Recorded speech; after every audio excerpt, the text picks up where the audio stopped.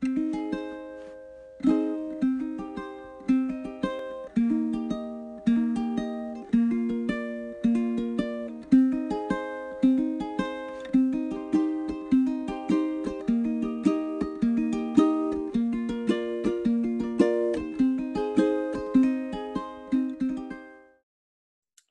there, friends. Today I want to talk to you about digestion. Why?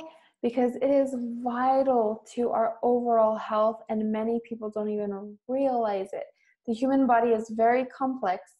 It has many amazing functional systems, but in my opinion, the digestive system is one of the most important systems we have.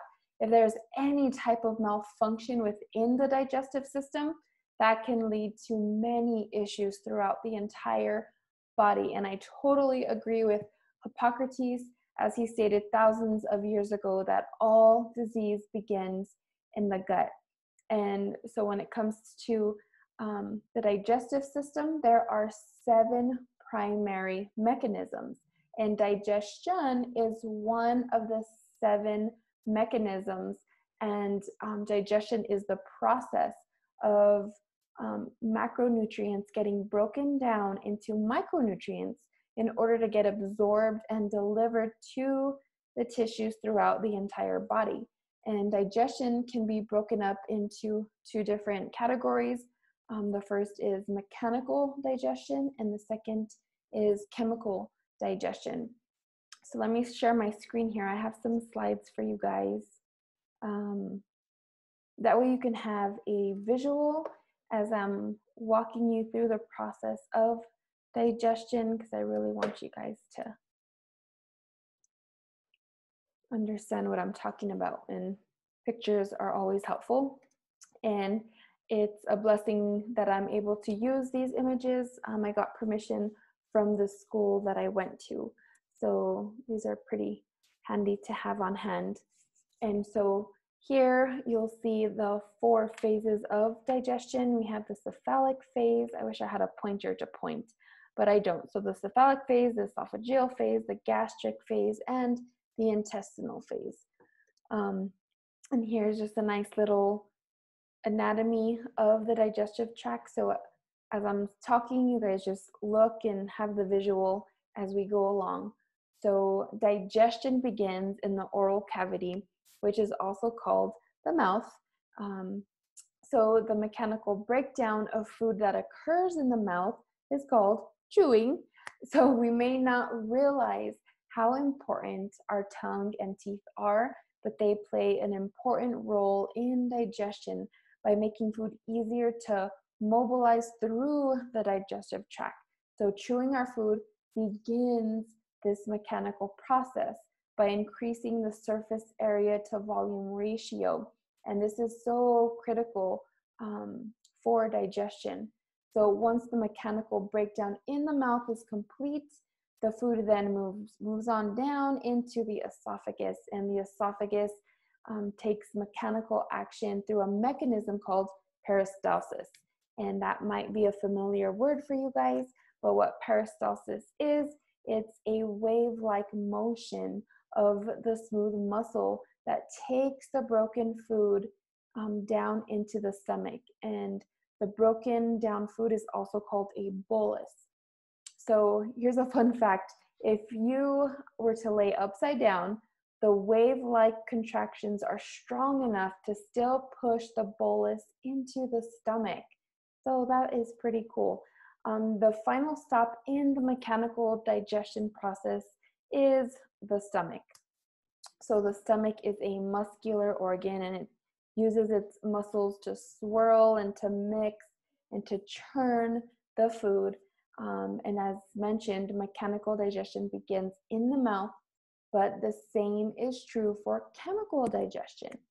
So thanks to the help of the mechanical digestion, the chemical process of digestion is now able to do its job efficiently. So the chemical process uses enzymes and gastric juice and pancreatic juice and intestinal juice to break down these macromolecules into the micromolecules. And in order for proper absorption of these micronutrients to take place, food molecules must be chemically disassembled by these digestive enzymes and juices. This beginning of disassembly starts with the saliva, which contains salivary amylase. And the amylase starts the breakdown of the starchy foods or carbohydrates. And the next step takes place in the stomach, where hydrochloric acid is produced to make an acidic environment, and pepsin is also produced to start the breakdown of the proteins. So the bolus now turns into chyme once it is churned and mixed with the gastric juices and moves down into the small intestine. So the small intestine brings in the pancreatic enzyme called pancreatic lipase, which begins to break down fat. And pancreatic protease and pancreatic amylase are also in the small intestine to further break down the proteins and the carbohydrates. So finally, the intestinal enzymes break down into peptides, into amino acids, and complex sugars into simple sugars, and absorption of these nutrients takes place through the small intestine, and then it passes into the bloodstream to get distributed throughout the body. So why am I saying all of this? Because there are many, many symptoms that come from having malfunctioning of digestion and our digestive system.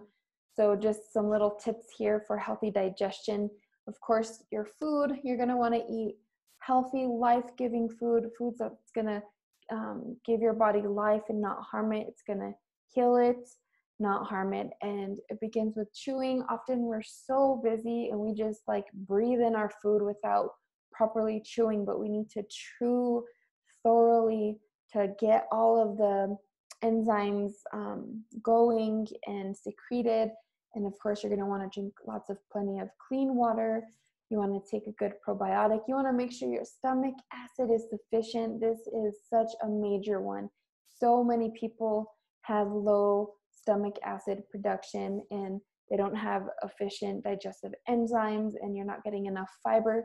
So all of these are key. So I just wanted to show you guys that real quick.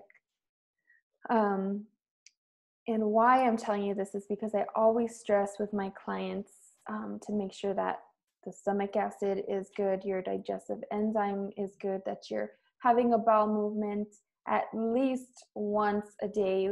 You should be going 1 to 3 times a day. But if you're wondering if you have low stomach acid or you don't have enough digestive enzymes, there's some red flags that can tell you these things. But some symptoms that can be correlated to low stomach acid would be bacterial or fungal overgrowth. You could have bad breath. You could just have a lot of burping or gas an hour after you eat. Bloating in the mid to lower section of your stomach. You can have diarrhea, either chronic or shortly after you eat. You can just have fatigue or food sensitivities, headaches, heartburn. Your stomach can get upset after taking vitamins if you don't have enough hydrochloric acid. What else? You can have a strong desire to skip breakfast or even other meals. Big one is indigestion, malabsorption problems, nausea, nutritional deficiencies. You can get sleepy after meals. Of course, stomach pain or unexplained hunger.